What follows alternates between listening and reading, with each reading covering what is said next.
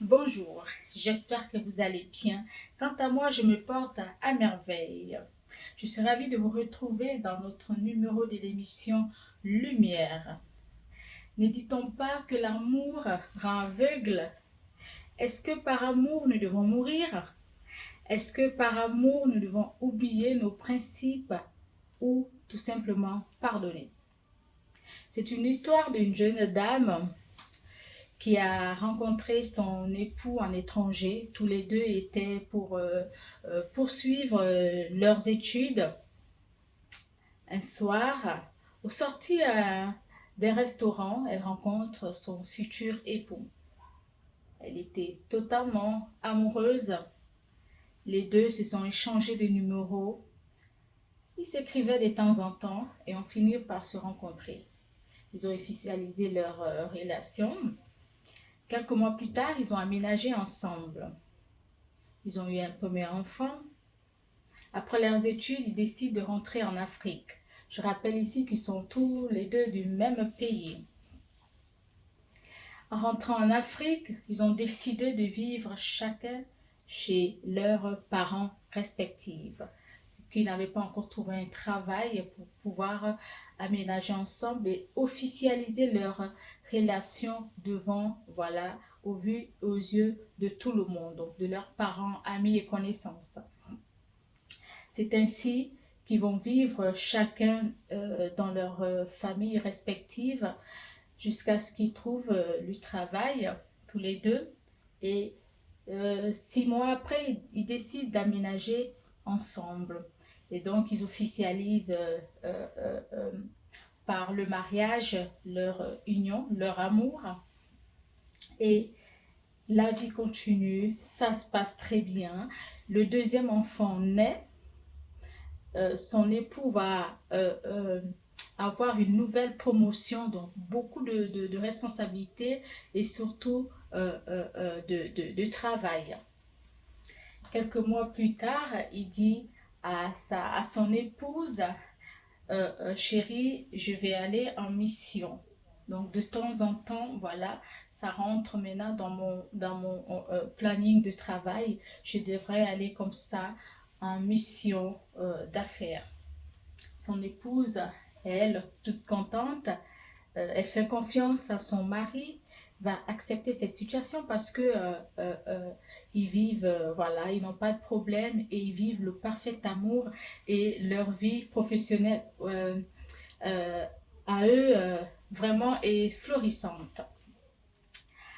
De temps en temps, son mari voilà, va partir en mission 4 jours, 5 jours, une semaine. Ça va prendre parfois 2 semaines. Et au retour, voilà, à chaque fois que son mari rentre de mission, sa femme va constater que le mari devient un peu voilà, distant. Pour elle, elle va mettre ça dans la charge du travail, la fatigue, la pression aussi. Elle va pas prendre ça en compte jusqu'à ce qu'elle découvre le poteau rose. Un soir comme ça, son mari, c'était un week-end, il était à la maison, il profitait en famille. Le téléphone va sonner pendant que son mari va faire la sieste. Le téléphone va sonner et au bout de fil, c'est une dame qui va appeler et dire bonjour chérie, comment tu vas? Je suis inquiète. Est-ce que tu es bien rentré? Tu ne m'as pas appelé. Je veux savoir si tout va bien. La dame choquée, donc l'épouse choquée, va raccrocher le téléphone. Intelligente qu'elle est, elle va relever le numéro et ça va pousser un peu sa curiosité de chercher, de fouiller dans le téléphone de son mari.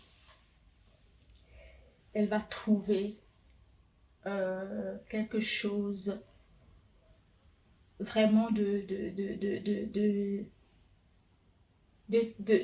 choquant. Elle va trouver quelque chose que pour elle, son mari ne peut faire. Des photos de cette dernière au restaurant, en amoureux, et Surprise, cette dernière, elle est enceinte. Donc le ventre est déjà bien arrondi, environ peut-être 5 6 mois. Elle va garder son calme, elle va prendre les photos pour voilà l'épreuve et confronter son mari.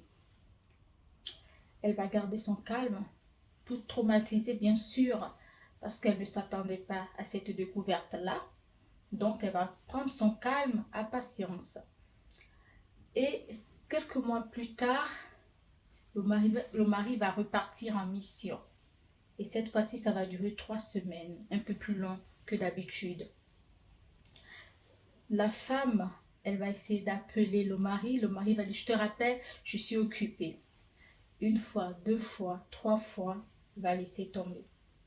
Et quand elle revient à la maison, son homme aussi, voilà, rentre de sa mission. Elle va confronter le mari. Elle va dire, bah, écoute, j'ai décidé comme ça de prendre une semaine de vacances pour me reposer et profiter en famille parce que ça fait un moment, on ne s'est pas retrouvé entre voilà, les enfants, toi et moi. J'aimerais que nous allons voilà, à vacances quelque part dans un pays vraiment pour profiter et se reposer. Le mari va lui dire, non, tu sais, pour l'instant, je ne peux pas bouger. Je travaille, tu connais mes responsabilités au travail, donc je ne peux bouger pour l'instant. Si tu veux, je t'envoie, je paye le billet d'avion, je t'envoie, toi et les enfants, allez, voilà, où vous voulez, profiter, ça va vous faire du bien, même à toi aussi, ça va te faire du bien.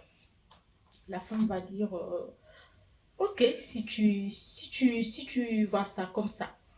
Donc, madame est partie. Et lui, le monsieur a profité à repartir chez, voilà, chez sa copine, sa maîtresse. Quand madame rentre, le mari était déjà de retour. La vie continue. Elle prend toujours son mal à patience. Et quelques jours plus tard, le téléphone va sonner. Vraiment, ce serait une urgence. C'est sa maîtresse qui appelle lui disant, je suis à l'hôpital, ça ne va pas.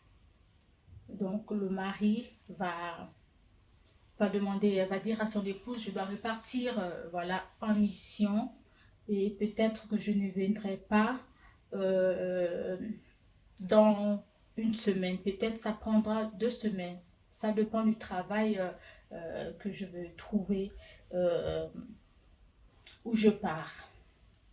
La femme va décider, voilà, comme ça, de faire suivre son homme, son époux, par, voilà, billet téléphonique. Et donc, tous les appels que le monsieur va émettre, voilà, euh, de sa maîtresse, madame sera au courant, mais de tout, de tout, de tout et tout. Donc, quand il arrive, sa maîtresse est à l'hôpital, bien évidemment. Les résultats vont tomber, voilà, parce qu'elle a perdu connaissance et par la suite, il ne savait pas pourquoi. Peut-être la fatigue due voilà, à la grossesse et peut-être autre chose. Et donc, les résultats vont tomber, ils vont faire tous les examens possibles. Les résultats vont tomber. Cette dernière, elle est atteinte du VIH-Sida. Et ça tombe bien, son copain ou son compagnon sera là et le médecin va dire, voilà, va donner le compte rendu des résultats.